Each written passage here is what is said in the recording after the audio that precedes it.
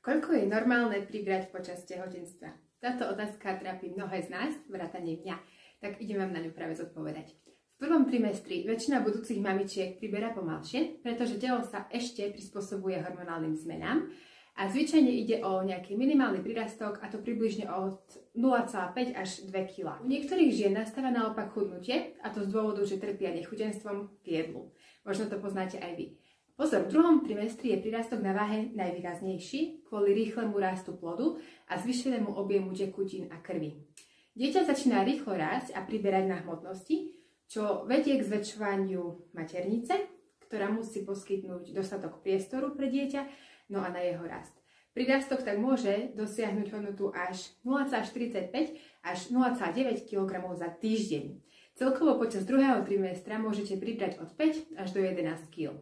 V treťom trimestri priberanie pokračuje, ale jeho rýchlosť býva zvyčajne trošičku pomalšia než v tom druhom trimestri. Aj keď stále sa môže váha zvýšiť približne o 0,45 až 0,9 kg za týždeň, nárast hmotnosti v tomto období už nie je taký výrazný ako v tých predchádzajúcich mesiacoch. Môže sa tiež pohybovať medzi 5 až 11 kg, ale je to individuálne. Všeobecne sa teda hovorí, že celkový prírastok by sa mal pohybovať niekde okolo 11 až 16 kg počas celého tehotenstva.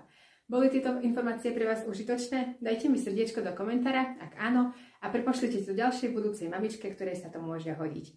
Ak máte otázky, stále platí, že rada pomôžem, stačí, že sa mi ozvete priamo do správy alebo do komentára. Ahojte!